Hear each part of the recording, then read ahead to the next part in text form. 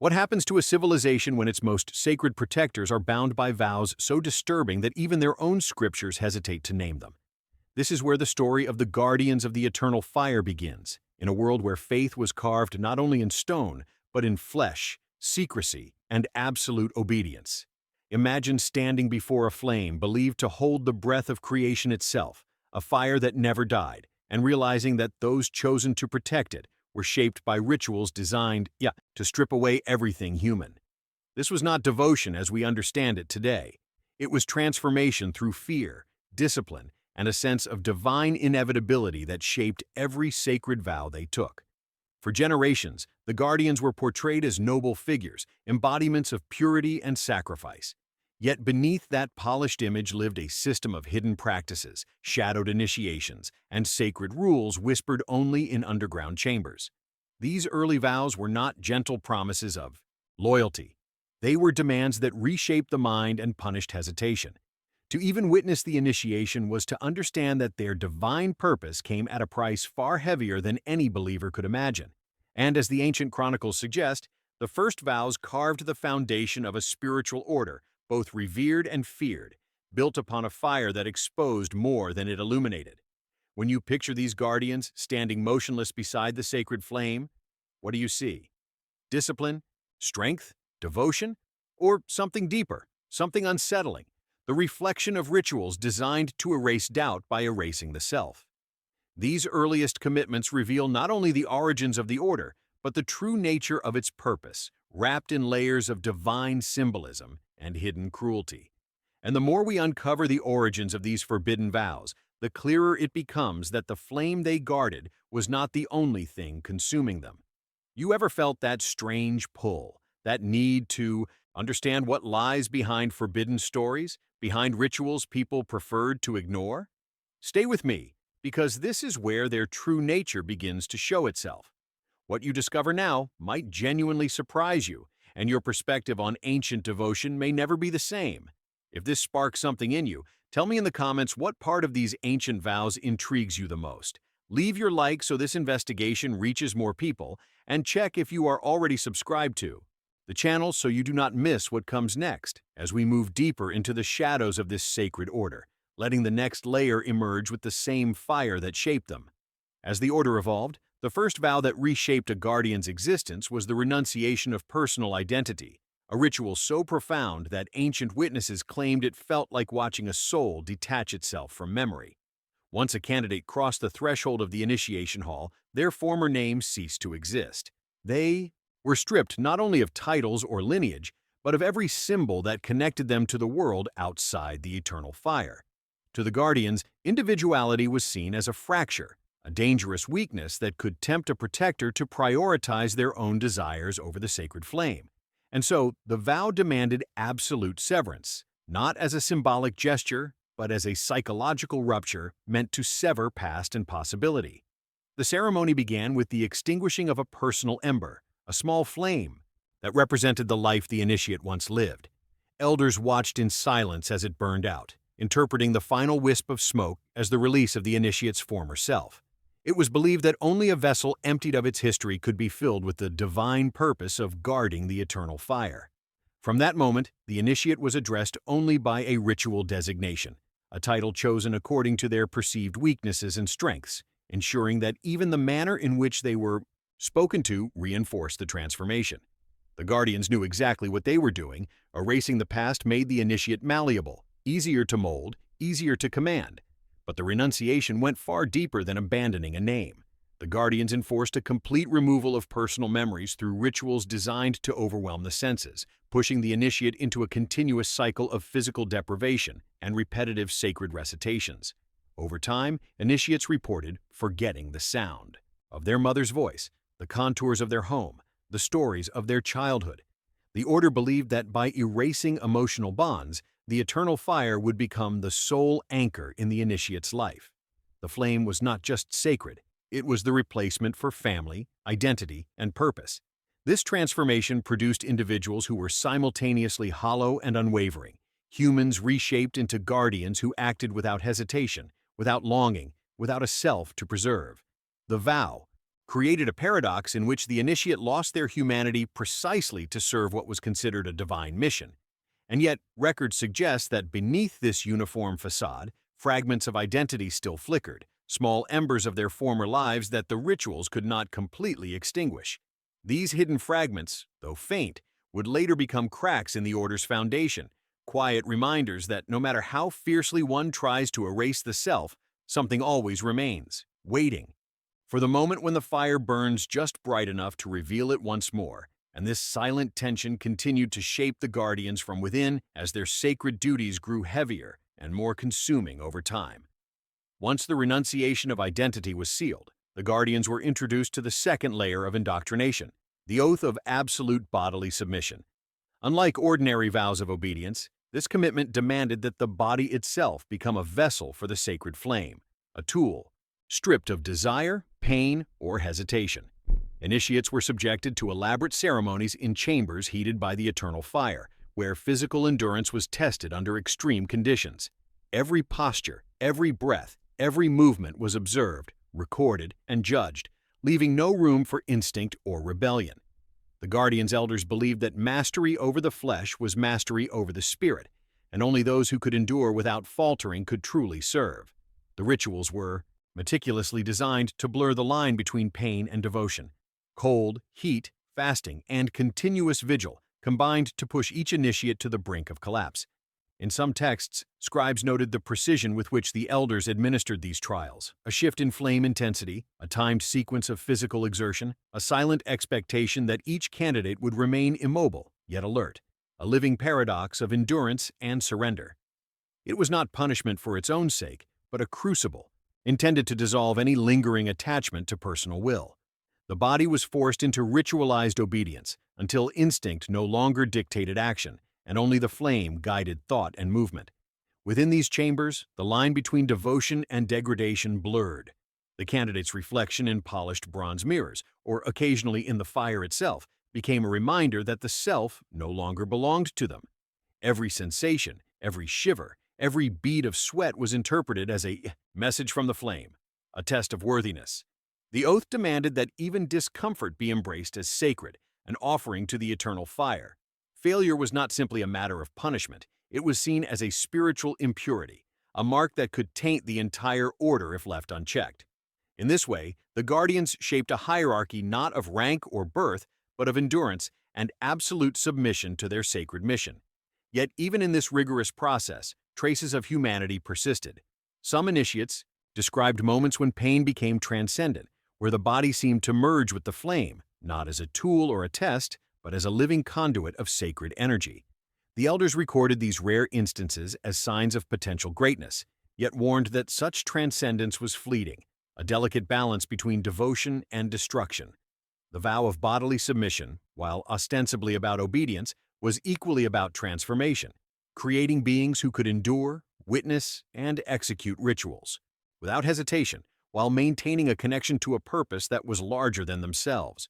It was in these shadowed chambers, under the relentless heat and scrutiny of the eternal fire, that the Guardians truly became both protectors and prisoners, bodies trained to act as extensions of the flame, yet minds still tethered to fragments of what they had once been, setting the stage for trials that would challenge not just flesh, but the deepest recesses of their spirit.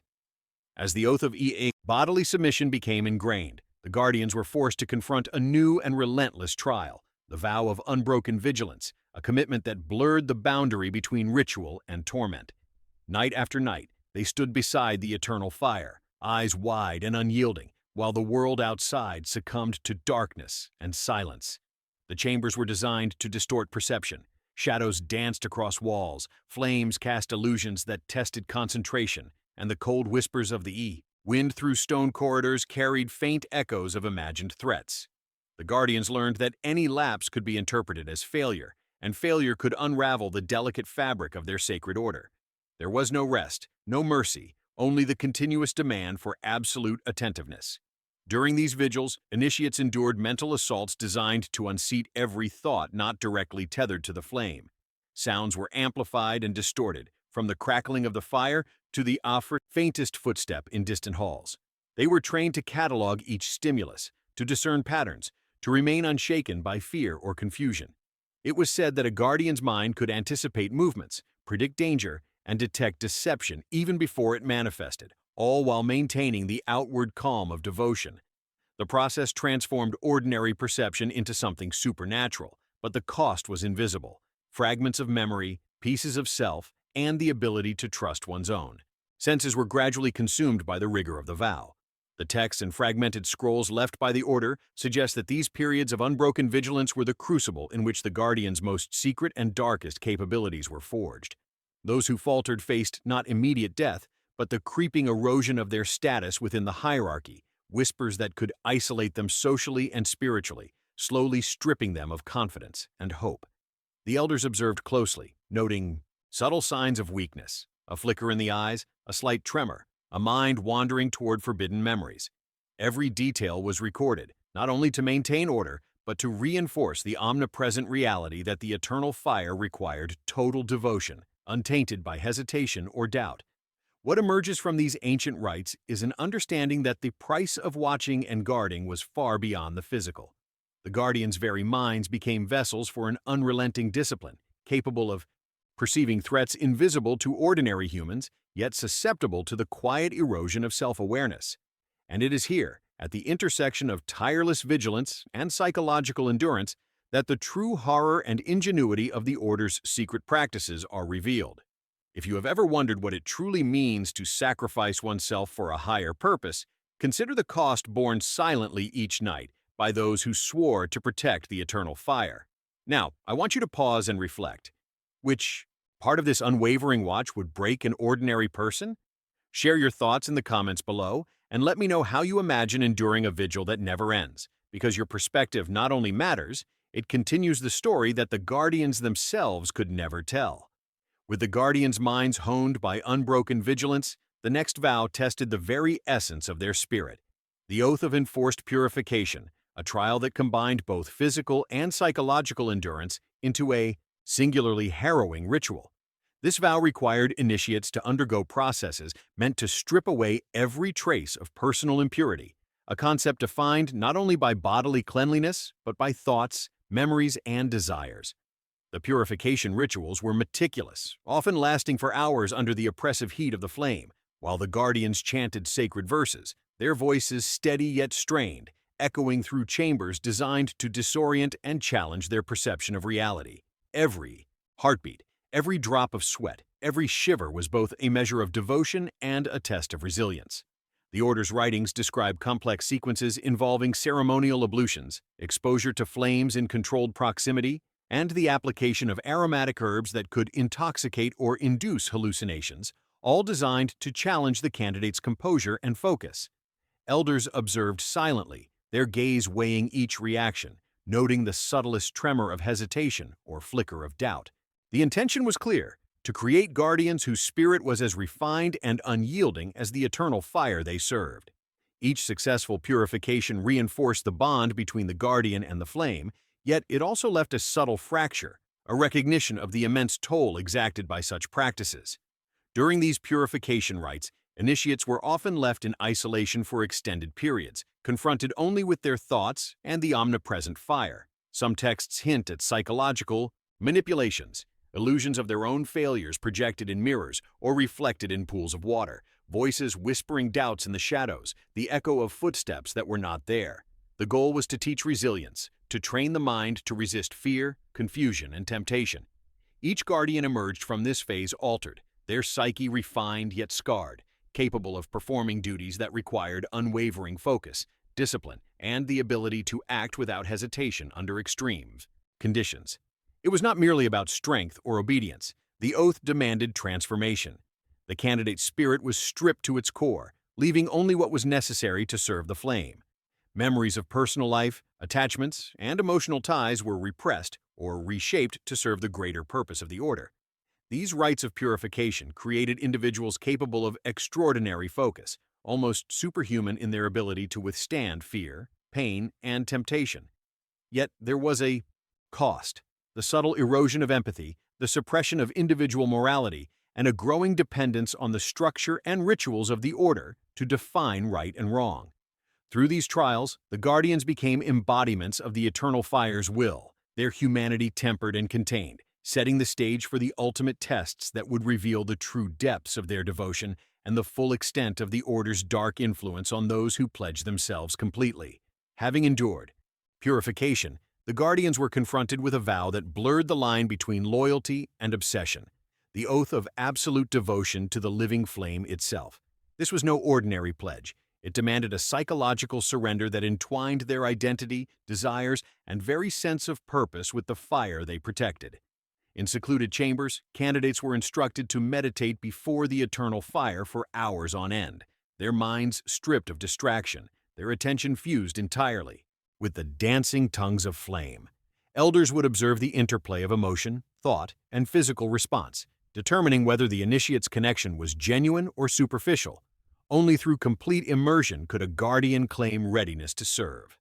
The process of devotion was rigorous, designed to erode the remnants of personal will while amplifying reverence and obedience. Initiates were instructed to feel the heat as more than temperature, to perceive it as a living presence, a consciousness that observed, judged, and demanded total allegiance. Many described the sensation as both excruciating and exhilarating, a paradoxical blend that left the body trembling while the mind entered a state of intense clarity. Those unable to maintain this focus were subjected to additional cycles, facing prolonged meditation periods, controlled exposure to the flame, and repetitive ritual recitations designed to reinforce the psychological bond. Physical trials accompanied the mental rigor. Initiates were required to move in precise patterns around the fire, performing actions that synchronized body and mind. A single misstep, a hesitation in posture, or a faltering chant could indicate weakness, prompting correction through subtle but deliberate forms of discipline. The elders understood that obedience alone was insufficient. The Guardian's devotion had to manifest in both thought and action, creating a unity between the individual and the sacred flame that was almost impossible to sever. Over time, the body itself became an instrument of service, conditioned to respond instinctively to the needs of the ritual and the will of the fire. The psychological transformation extended beyond the chambers. Guardians began to perceive all decisions, relationships, and events in their lives through the lens of the flame's needs. Dreams were filtered, thoughts realigned, desires reframed to serve the sacred mission. It was a form of cognitive conditioning that rendered them singularly focused and extraordinarily resilient, yet increasingly detached from ordinary human emotion. The flame became both guide and master, a force that demanded loyalty while reshaping the Guardian into an entity whose identity was inseparable from the ritual they maintained. This bond, forged in heat, isolation, and repetition, would define the Guardians for life, preparing them for trials that tested not only endurance and skill, but the very essence of their morality, as they faced challenges that would reveal the darkest truths of the eternal fire and the unyielding devotion it commanded. As the Guardians' devotion deepened, they were introduced to one of the most insidious and revealing tests of their allegiance, the vow of perpetual silence. This oath required that all spoken words, save for the sacred recitations tied directly to the eternal fire, be abandoned completely. Communication with peers, reflection aloud, or any expression of personal thought became forbidden. The silence was not merely physical, it was psychological, designed to strip away emotional expression and enforce a constant internal dialogue that revolved solely around duty, observation, and the will of the fire. Any lapse, even a whispered muttering, was met with scrutiny and correction, reinforcing the lesson that the flame must remain the sole voice in their lives. During the early months, the silence was agonizing. Initiates reported that their thoughts began to echo louder in the absence of speech, amplifying every fear, doubt, and memory they had struggled to suppress. The elders instructed them to redirect these internal echoes into devotion, to let every heartbeat, every shiver, every flicker of anxiety become a prayer or a reflection on their sacred duty. Some describe these months as disorienting, where reality seemed to fracture between the visible world and the internal landscape shaped entirely by their connection to the flame. The silence became both a shield and a cage, isolating the mind while focusing attention with unprecedented intensity. Beyond the personal torment, the vow of silence served a strategic purpose within the order. By limiting communication, the elders ensured that knowledge of rituals, sacred instructions, and inner hierarchies could not escape the confines of the chambers. Each guardian became a living repository of the Order's secrets, carrying its power and its burdens without the possibility of divulging even a fragment of what they had witnessed. The weight of this responsibility compounded the psychological pressure, fostering an environment where every action was intentional, every movement deliberate, and every gesture a reflection of devotion rather than self-interest. The vow also revealed the true nature of the Order's discipline. It was not just about obedience, but about control over perception, thought, and identity. Those who succeeded learned to hear the fire in their silence, to interpret its whispers and movements as guidance, a dialogue accessible only to the most attuned minds. Those who faltered often suffered invisible consequences, inner turmoil, loss of focus, subtle but irreversible shifts in status within the hierarchy.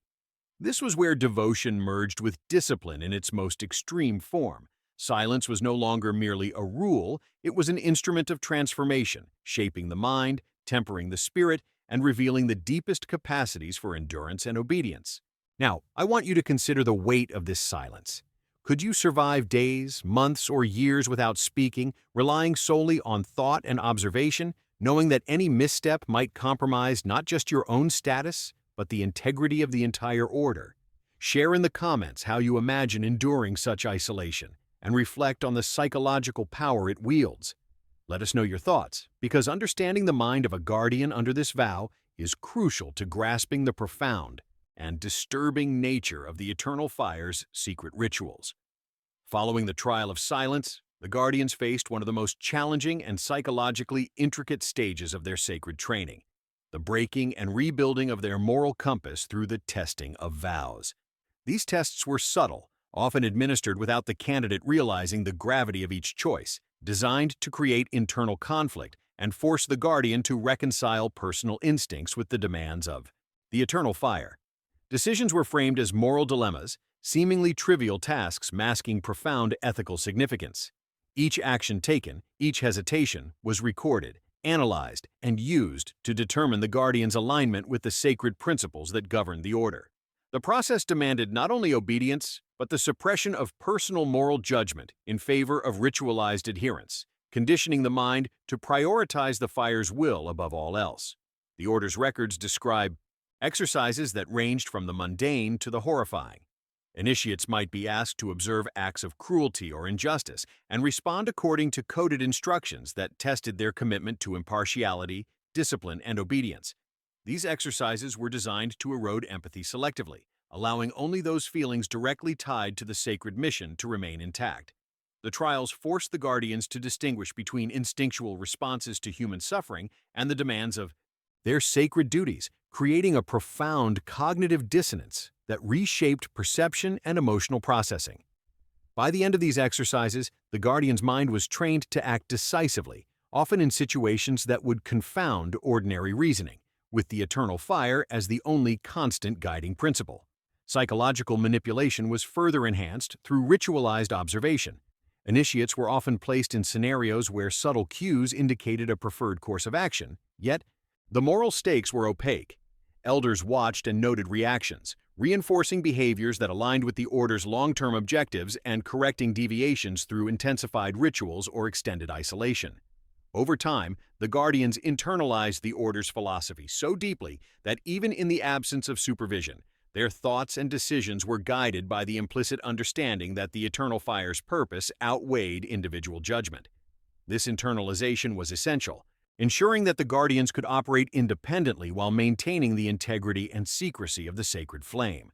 The culmination of these moral tests was not only obedience, but the creation of a cognitive framework in which the guardian's sense of right and wrong became inseparable from the ritualized logic of the Order.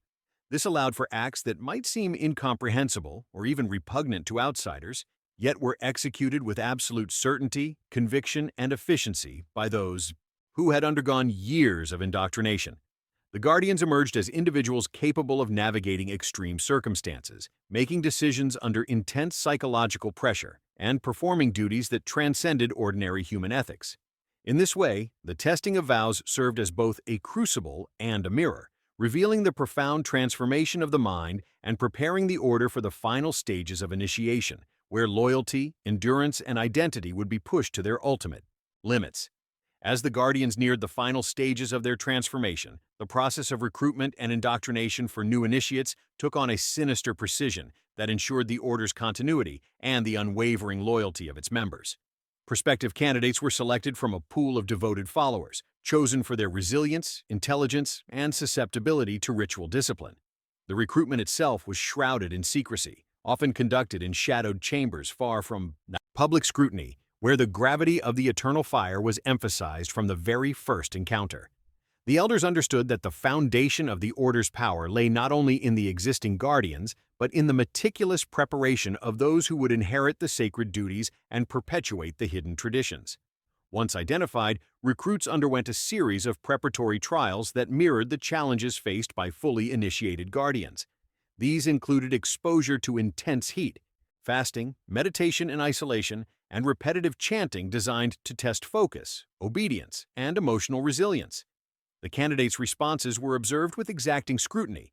Subtle hesitations, changes in posture, or the faintest signs of doubt could alter their trajectory within the hierarchy.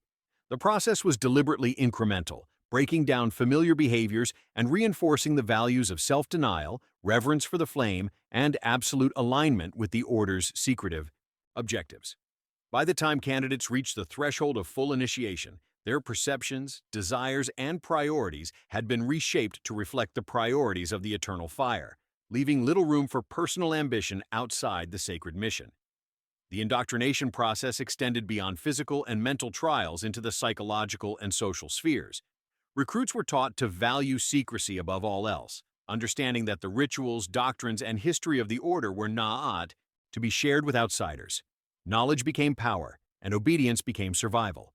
Elders encouraged subtle rivalries, peer scrutiny, and hierarchical compliance to instill a sense of constant vigilance, ensuring that new guardians internalized the Order's rules without question. In this way, each generation of recruits not only reinforced the Order's authority, but also expanded the psychological architecture that maintained its influence over minds and actions alike.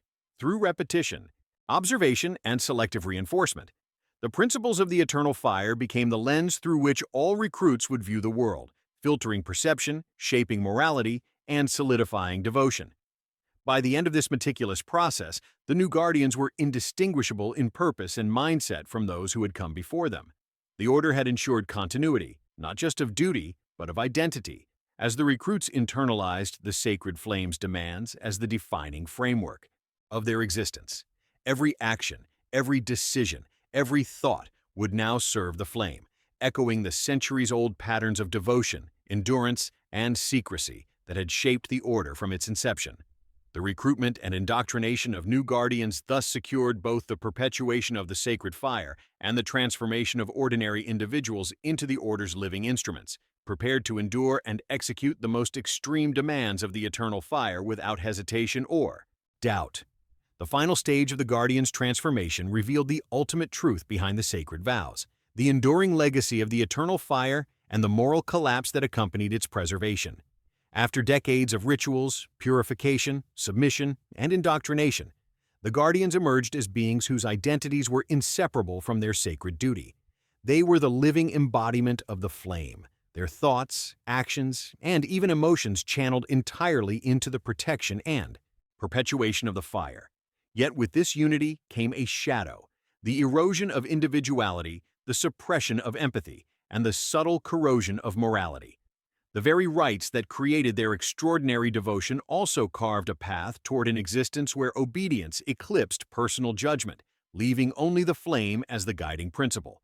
Historical accounts suggest that the most senior guardians, those who had survived every trial and mastered every vow, often displayed a combination of reverence and subtle detachment, their decisions reflecting a balance between ritual fidelity and the pragmatic demands of survival.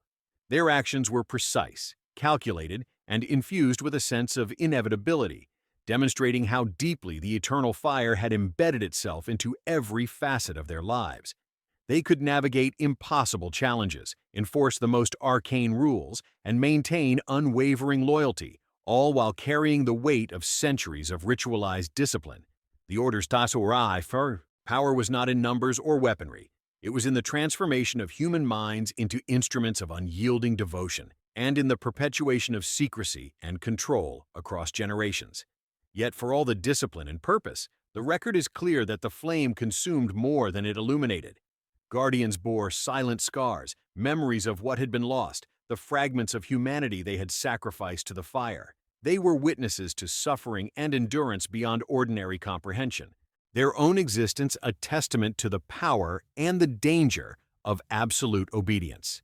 As we look upon these ancient practices, it becomes clear that the eternal fire was not just a physical force, but a psychological one, capable of shaping, controlling, and redefining the very essence of those who swore to protect it. The stories of these guardians serve as both a warning and a revelation. Devotion without question, while extraordinary, carries a cost that few can truly measure or endure.